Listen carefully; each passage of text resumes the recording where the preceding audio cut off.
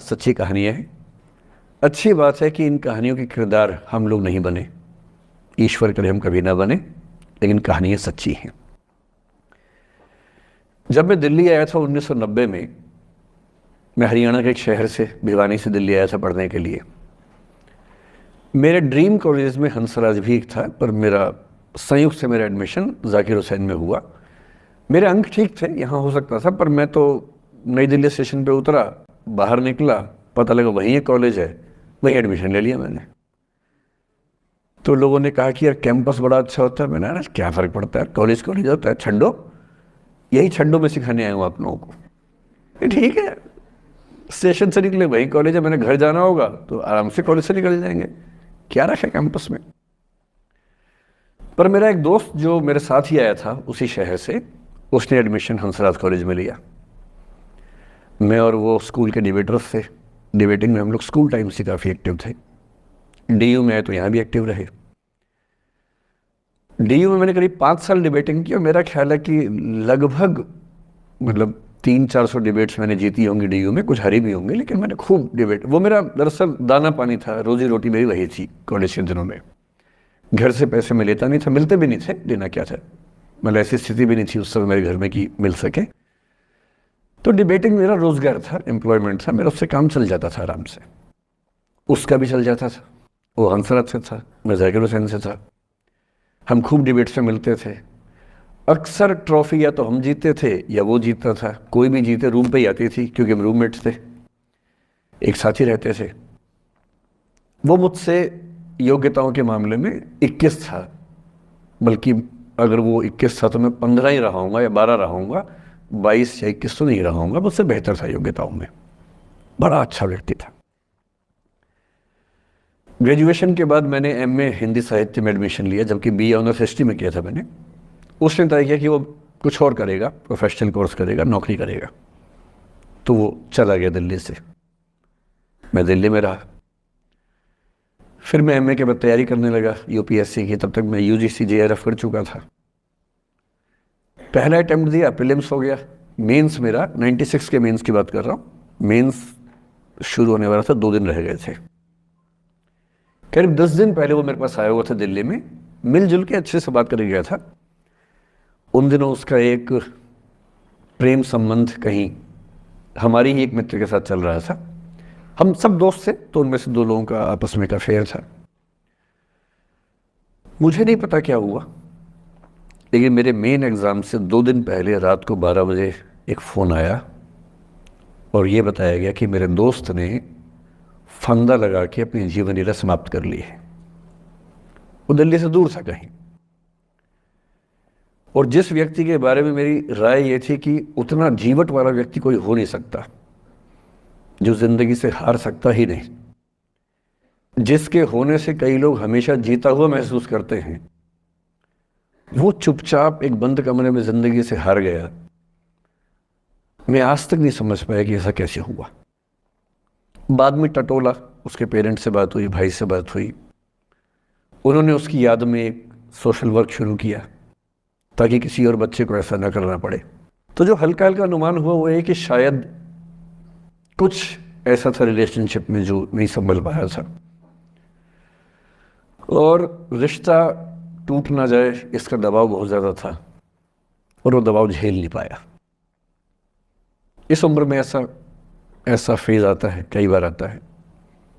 ये एक कहानी है, हंसराज कॉलेज से ही जुड़ी है, इसलिए मैंने सोचा कि वहीं से बात शुरू करूँ। नाम जैसा कि मैंने कहा मैं नहीं बताऊंगा, तो नाम बताने का मतलब भी नहीं। और वो जिसकी मैं कहानी सुना रहा हूँ, आप लोगों के जन्म से पहले की बात है। आप तो सब 21वीं सदी वाले बच्चे होंगे ना, जेन ज़ी होंगे आप सब लोग, तो ये तो बहुत पुरानी बात है। एक दूसरी कहानी सुनाता हूँ। मैं आपको 2-3 कहानियाँ सुनाऊंगा, फिर उन सबका सार निकाल लेंगे एक साथ हम लोग। दूसरी कहानी ये है कि जब मेरा सिलेक्शन हो गया 97 में, 96 अटेम्प्ट में पहली बार में मेरा सिलेक्शन हो गया था, मैं एक्सटेंशन लेके तैयारी कर रहा था, और डीयू में मैं पढ़ा भी रहा था उस समय। तब मैं शायद डीएवी कॉलेज में था या अग्रसेन, मैं 2 जगह पढ़ा है डीयू में, तो उनमें से किसी कॉलेज में पढ़ा रहा था उस समय में। तो उस समय एक लाइब्रेरी है कैंपस में ही, सेंट्रल रेफरेंस लाइब्रेरी, आप जानते होंगे, CRL बोलते हैं। जो विवेकानंद जी की स्टैचू है उसके सामने ही वो लाइब्रेरी है। उस लाइब्रेरी में नीचे सब बैठ के पढ़ते हैं और टॉप फ्लोर पे रिसर्च फ्लोर है जहाँ एमफिल पीएचडी वाले बच्चे पढ़ते हैं। मैं उस समय शायद पीएचडी कर रहा था या एमफिल खत्म हुई थी, वहीं बैठता था, पढ़ता था रोज़। कई दोस्त पढ़ते थे हम लोग वहाँ। हम सुबह 8 बजे लाइब्रेरी खुलते ही वहाँ घुसते थे, रात को 1 बजे निकलते थे लाइब्रेरी बंद होने के समय। तो वहाँ एक छत थी, छत पे छोटी सी कैंटीन थी जहाँ हम लोग जब जब बोर होते थे दिन में 3-4 बार जाके चाय पीते थे। चाय पी ली, बिस्किट खा लिया, थोड़ी गप्पे मार ली, वो सब वहाँ करते थे। तो वहाँ मेरे बहुत सारे दोस्त थे, उनमें से कई लोग अब बहुत सीनियर सिविल सर्वेंट्स हैं, कुछ लोग प्रोफेसर्स हैं डीयू में। 2 बच्चे थे मुझसे जूनियर, 3-4 साल जूनियर थे, बड़े प्यारे बच्चे थे। मुझे उस समय तक पढ़ाई लिखाई का शौक़ अच्छा खासा हो गया था, तो वो रोज़ मेरे साथ बैठते थे केवल बात करने के लिए। किसी मुद्दे पर बहस करनी है तो बहस होती थी, समझते थे। फिर मुझे पता लगा कि वो दोनों रिलेशनशिप में हैं, रिश्ते में हैं। दोनों ने शादी भी कर ली। उनकी योजना डीयू में पढ़ाने की थी या सिविल सर्विस की भी थी, शायद, पता नहीं। मेरा इंटरेक्शन बहुत ज़्यादा उसके बाद रहा नहीं उनसे, क्योंकि मैं सर्विस में चला गया था। इतने जिज्ञासु बच्चे थे दोनों, इतने जिज्ञासु कि उनसे मिलकर तबीयत खुश हो जाती थी कि हर चीज़ जानने का मन करता था उनका, हर विषय पढ़ने का मन करता था। एकदम जीवन से भरे हुए बच्चे, आंखों में चमक ऐसे। फिर दोनों की शादी हुई तो मैं शादी में जा नहीं पाया, क्योंकि मेरा रिश्ता सिर्फ लाइब्रेरी में 1 घंटा गप मारने वाला था, उससे ज़्यादा था नहीं रिश्ता उनके साथ। फिर सुनता रहता था कि मैं सब बढ़िया चल रहे, पढ़ाई कर रहे हैं, तैयारी कर रहे हैं। इंटरकास्ट मैरिज की उन लोगों ने, खूब हंगामा हुआ, दोनों घर में तलवारें खिंच गई, किसी तरह से तलवारें संभाली गई, मैनेज हुआ, दोनों साथ रहने लगे। और फिर 3-4 साल के बाद एक दिन मैंने खबर सुनी कि उस बच्ची ने फंदा लगा के जीवन लीला समाप्त कर ली। ये बात भी दिल्ली विश्वविद्यालय की है। उस दौर के सब लोग इस कहानी को जानते हैं। मेरे ख्याल से दोनों कहानी आपके प्रिंसिपल मैडम जानती होंगी, नहीं ध्यान कर पाएंगे तो मैं उनको जैसे नाम बोलूँगा अकेले में वो तुरंत समझ जाएंगे मैं किसकी बात कर रहा हूँ। मैं आज तक नहीं समझ पाया कि ऐसा क्या हुआ होगा। तो बाद में अनुमान जो हुआ वो ये, इंटरकास्ट मैरिज, परिवार का दबाव, समाज का दबाव, आपस के दबाव, टॉक्सिक रिलेशनशिप, अंत में उस दबाव को न झेल पाना और जीवन समाप्त कर देना, ये हुआ। ये 2 घटनाएं हैं। एक तीसरी घटना ये है कि दिल्ली में आज से 25 साल पहले घटना घटी। आप लोग तब बस पैदा हुए होंगे, घुटनों में चल रहे होंगे, या उससे 5-7 साल पहले की बात रही होगी। ये उस समय दिल्ली के एक प्रसिद्ध स्कूल में 11वीं-12वीं क्लास के 2 बच्चों में आपस में कोई रिलेशनशिप रही होगी। वो दोनों किसी ऐसी सिचुएशन में थे जो सिचुएशन बहुत ही प्राइवेट किस्म की थी, बहुत निजी किस्म की थी, जिसको पब्लिक नहीं कर सकते। कुछ फिजिकल रिलेशनशिप जैसा मामला था। उस दुष्ट लड़के ने लड़कों के इतिहास को कलंकित, लड़कों का इतिहास वैसे भी कलंकित ज़्यादा है, उसे और कलंकित करते हुए उस पूरे सिचुएशन का वीडियो बना लिया। ऐसे मामलों में दुर्भाग्य है, मैं लड़का हूँ इसलिए लड़के पवित्र थोड़ा ना हो जाएंगे। लड़का है, इतिहास कलंकित तो है, उसका वीडियो बना लिया और दुष्टता का चरम स्तर निभाते हुए वो वीडियो अपने एक दोस्त को शेयर कर दिया। ये कहे कि किसी और को दिखाना मत, जैसा कि होता है अफवाहों की दुनिया में। हर अफवाह एक व्यक्ति एक को ही बताता है, ये कहे कि किसी और को मत बताना, और अगला व्यक्ति भी अगले को यही कहे कि बोलता है किसी और को मत बताना। और इस तरह से पूरे शहर को खबर होती है और सबको लगता है कि सिर्फ मुझे पता है। वो वीडियो फैल गया। नए नए फ़ोन आए थे, पर वो फ़ोन कम लोगों के पास थे, कैमरे वाले फ़ोन। तो फ़ोन से कितना फैलता, ज़्यादा नहीं फैला। लेकिन उस समय दिल्ली की एक कुख्यात मार्केट हुआ करती थी, पालिका बाज़ार, अभी भी है, पर तब वो कुछ और कामों के लिए कुख्यात हुआ करती थी। अब तो कपड़े मिलते हैं, तब कपड़ों के साथ कई चीज़ें और मिलती थी वहाँ। जैसे गंदी फिल्मों की सीडी चाहिए हो तो वहाँ मिलती थी, ग्रे मार्केट में चोरी छिपे। इस वीडियो को सीडी में कन्वर्ट करके लोगों ने वहाँ से खरीदा, लाखों करोड़ों की संख्या में। नए नए टेलीविज़न चैनल प्राइवेट आए थे और प्राइवेट टीवी चैनल को खबरों की भूख इतनी होती है कि वो खबर के लिए जान दे सकता है और जान ले भी सकता है किसी की। 24 घंटे इस खबर पे, इस चीज़ पर खबरें चल रही थी सारे चैनल्स में कि ये वो लड़का है जिसने ऐसा किया, ये वो लड़की है, ये वो स्कूल है, इस स्कूल की प्रिंसिपल से बात करेंगे, इससे बात करेंगे। वो जो बच्ची थी जिसकी इसमें कोई गलती नहीं थी सिवाय इसके कि वो किसी एक लड़के से प्रेम करती थी, जो कि उस उम्र में बच्चे कर बैठते हैं। इसके लिए बहुत चिल्लपौनी मचानी चाहिए। अब बच्चों को आप हर बात पे अपराधी नहीं मान सकते। उस बच्चे की गलती सिर्फ इतनी थी कि उसने अपने दोस्त पे भरोसा किया जो भरोसे के लायक था नहीं। वो नीच किस्म का व्यक्ति था जिसने उस संबंध की गरिमा को समझा नहीं। उस बच्ची के घर के बाहर 24 घंटे न्यूज़ चैनल से कैमरे खड़े रहे।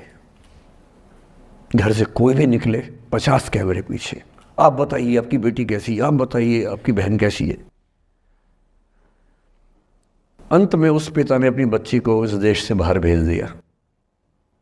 उसके कुछ दिन बाद की जो खबर टीवी चैनल से नहीं दिखाई, उसके पिता ने आत्महत्या कर ली। ये तीसरा इंसिडेंस है। ये सारी खबरें सच्ची बता रहा हूं मैं, इनमें से एक भी झूठ नहीं है। झूठी कहानियों से मोटिवेशन दिया जा सकता है, मैं जानता हूं, पर जब सच्ची कहानियां हैं तो मैं झूठ क्यों बोलूं? सारी सच्ची कहानियां बता रहा हूं मैं आपको। एक चौथी कहानी जो आप में से कई लोगों की होगी। मेरा एक स्टूडेंट है, सिविल सर्वेंट है, सीनियर लेवल पे है, करीब 40 साल का है। उसने आज तक शादी नहीं की। क्या उसकी शादी करने की इच्छा नहीं थी? पूरी इच्छा थी। फिर क्यों शादी नहीं की? भाई कुछ लोग तो होते हैं कि शादी करनी ही नहीं, कोई मिशन है। योगी जी है, मोदी जी है, ठीक है, उनका तो मिशन है। ममता जी है, उनका मिशन है। पर जिसका जीवन में ऐसा कोई मिशन नहीं है और जिसको प्रेम करने का मन भी करता हो, वो तो शादी करता है आमतौर पे। उसने शादी क्यों नहीं की जानते हैं?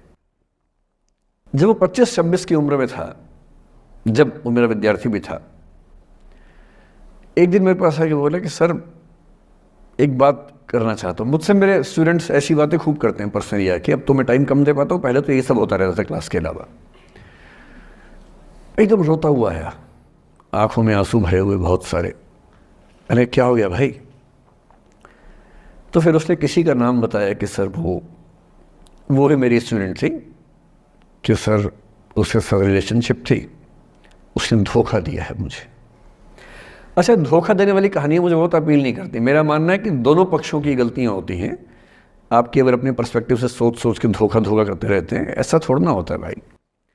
कुछ तो मजबूरियाँ रही होंगी, कोई यूं ही बेवफा नहीं होता, कुछ तो वजह होगी ना। आप थोड़ा उसकी वजह, उसका भी तो, उसकी कहानी भी तो सुनिए। और मैं जब जब दोनों कहानियाँ सुनता हूँ मुझे लगता है कि मामला ग्रे है। आप किसी एक पे उंगली उठा ही नहीं सकते कि इसने ऐसा किया। दोनों की गलतियाँ होती हैं, ऐसा थोड़ा ना कि एक की होती है। बहरहाल इन भाई साहब को ऐसा लगा कि धोखा हो गया उनके साथ। तो मैंने कहा चलो कोई बात नहीं यार, हो गया तो हो गया, तू नहीं कोई और सही, ऐसा क्या है। इतनी बड़ी दुनिया है, 8 अरब की आबादी अब है, उस समय भी 6-7 अरब तो थी। मैंने कहा 3.5 अरब 350 करोड़ में कोई तो होगी तुम्हारे लिए, ऐसा क्या है, कोई और देखेंगे। पर वो थोड़ा ज़्यादा सेंटिमेंटल था उस समय। धीरे धीरे पता नहीं उसके मन में क्या बैठ गया, उसके मन में ये बैठा कि दुनिया की सारी लड़कियां धोखेबाज होती हैं। ऐसे मूर्खों की कमी नहीं है दुनिया में, ऐसे बहुत मूर्ख हैं। दर्शन की दुनिया में इसे अवैध सामान्यीकरण कहते हैं, इलिसिट जनरलाइजेशन। इसका मतलब बहुत छोटे सैंपल के बेस पे ये समझ लेना कि ये थियरी पूरे ब्रह्मांड पर लागू होती है। एक लड़की ने धोखा दिया, मान लीजिए धोखा दिया, धोखा इसने दिया कि उसने दिया कि किसी ने दिया, जो भी कहानी हो, एक सैंपल से ये मान लेना कि सब ऐसे होते हैं। और उसके बाद से उसने कम से कम 10 बार कोशिश की, 10 लोगों से मिला, बातचीत की शादी के लिए। डेटिंग तो क्या करेगा 40 की उम्र में, लेकिन हाँ बातचीत करके देखा कि शायद रुचियाँ मिल जाएं, स्वभाव मिल जाए तो शादी के बारे में सोचें। हर बार 3, 4, 5 मीटिंग के बाद वापस हट जाता है। अब तो मैंने पूछना बंद कर दिया है। जब तक मैं पूछता था, बोलता था कि सर 3, 4 मीटिंग के बाद लगता है कि ये भी वैसी ही है। मैंने कहा भूल जाओ भाई, उससे भूल जाओ, बात खत्म हो गई।